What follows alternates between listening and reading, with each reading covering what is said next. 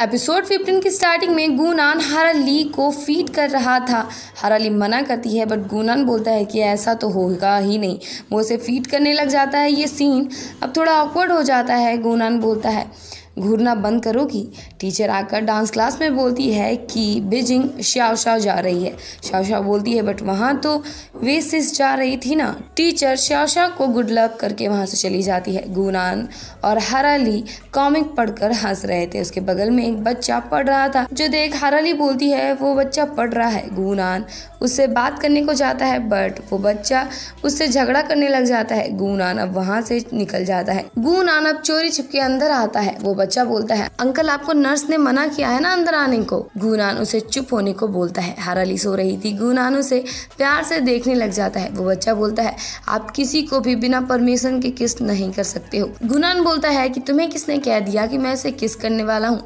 ये सारे भसड़ में तुम मत पड़ो। वो उठ जाती है। वो बच्चा हारा ली को बताने वाला रहता है बट गूनान उसका मुंह दबाने लगता है और वहाँ चिल्ला चिल्ली हो जाती है।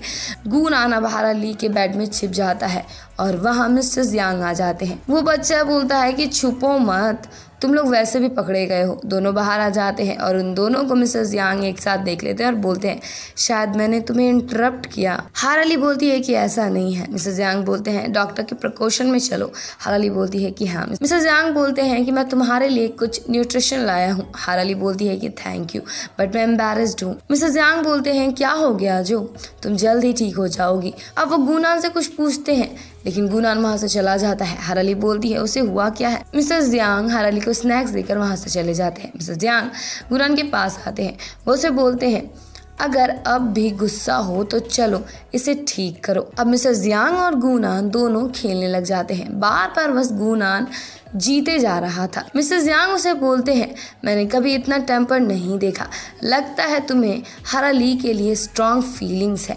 गूनान बोलता है सीक्रेट लव हार्ड होता है, ये वैसा नहीं है जैसा आप सोच रहे हो। मिसेस यांग आज वाले इंसिडेंट्स को लेकर बोलते हैं। गूनान बोलता है वो एक एक्सीडेंट था। अब गूनान हारा ली को छिप छिपा के देख रहा था और उसे हारा ली की कही हुई बातें याद आ रही थी। ना उसे नींद आती है और ना ही उसे चैन, हमेशा बस थकी हुई रहती है जिससे उसकी जूडो प्रैक्टिस भी नहीं होती।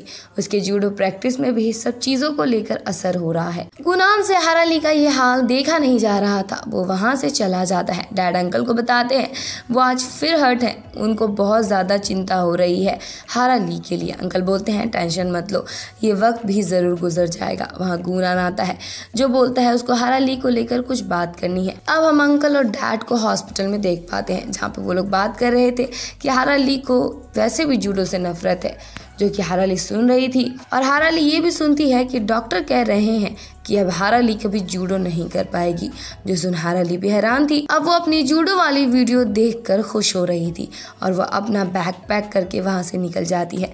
अब हॉस्पिटल गूनान आता है जिसे हारा ली कहीं भी नहीं दिखती। वो नर्स से पूछता है वो पेशेंट कितने गई। नर्स बोलती है वो तो जा चुकी है। वो हैरान था और इधर हारा ली को अपने डैड की कही हुई बात याद आ रही थी। गूनान हारा ली को हॉस्पिटल के हर एक कोने में ढूंढता है और इन द एंड वो उसे मिलती है। गूनान बोलता है तुम भाग क्यों गई। हारा ली बोलती है क्या तुम्हें पता है क्या मैं कभी भी जूडो प्रैक्टिस नहीं कर पाऊंगी। मैं शायद पहले तुम्हें नहीं बता पाई लेकिन अभी मुझे समझ आ रहा है ये मेरे लिए कितना ज़्यादा इम्पोर्टेंट है। मैं जूडो की वैल्यू भूल कैसे गई। गूनान उसके आंखों के आंसू पोंछता है और बोलता है तुम्हें एक जगह लेकर चलता हूँ। गूनान उसे बैटल प्लेस लेकर आता है और बोलता है तुमने पहली बार यहीं पे चैंपियनशिप जीता था ना।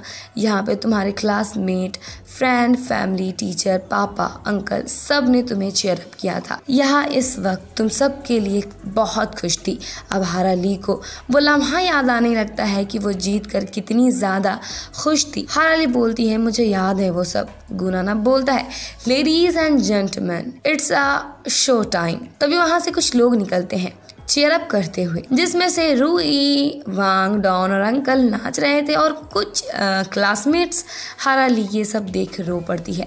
डॉन बोलती है हमने बहुत मेहनत की है, प्लीज़ वापस आ जाओ, हम तुम्हारा बेसब्री से इंतज़ार कर रहे हैं।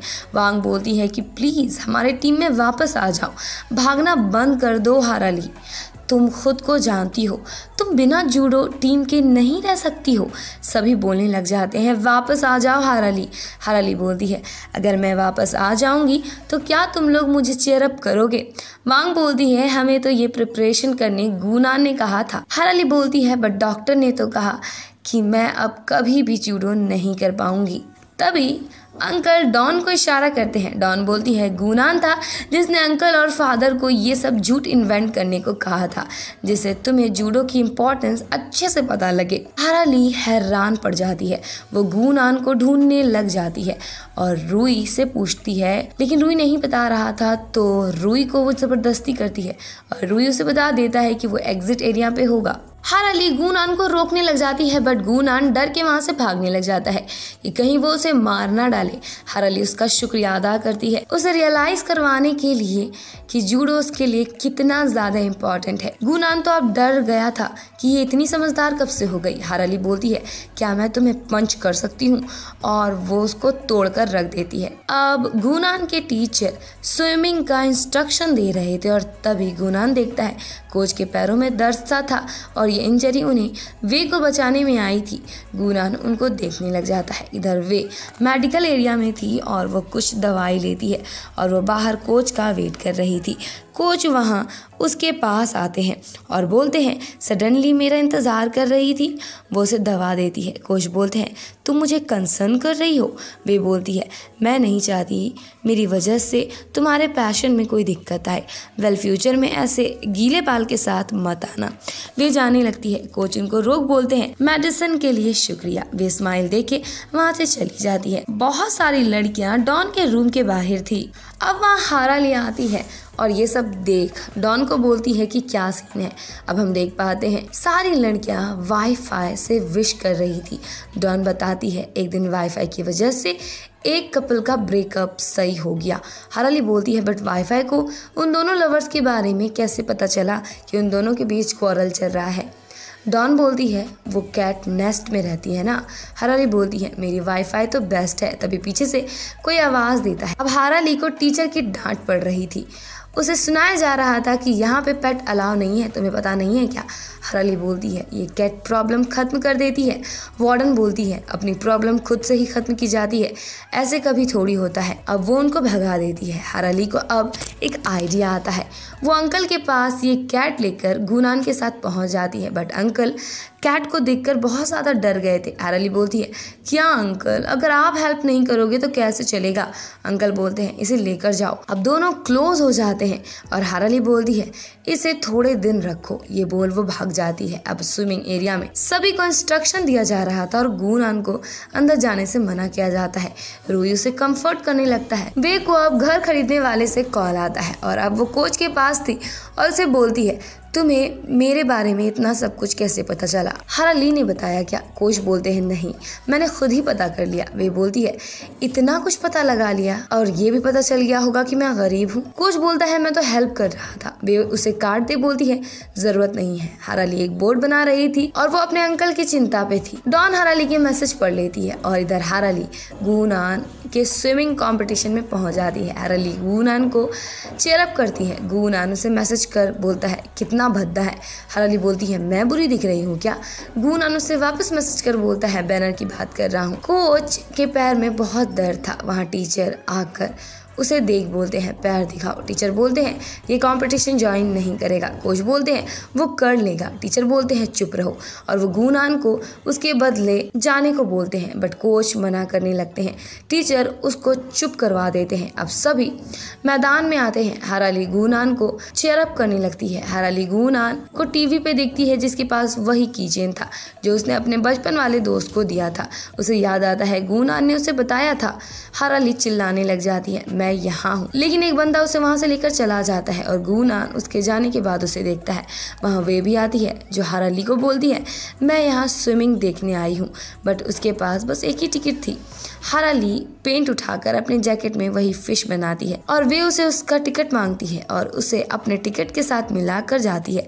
अब वही बंदा बोलता है, तुम नहीं जा सकती। वे बोलती है, इसके पास टिकट है। अब हाराली अपनी फिश को गुनान को दिखा चीयर अप करने लगती है। गुनान को जंप करने से पहले काफी ज्यादा वजन गुनान आ रहे थे। हाराली गुनान को फॉलो करते हुए जा रही थी जैसे बचपन में किया करती थी। हाराली को सिक्योरिटी गार्ड पकड़ के लेकर जाते हैं। गुनान अपना रेस कंप्लीट कर लेता है और हाराली सुनती है कि गुनान जीत गया था। गुनान को मेडल पहनाया जा रहा था। वहाँ हाराली आती है जिसे देख गुनान खुश हो जाता है और इसी के साथ इस एपिसोड की एंडिंग हो जाती है। There was a time when you had me fall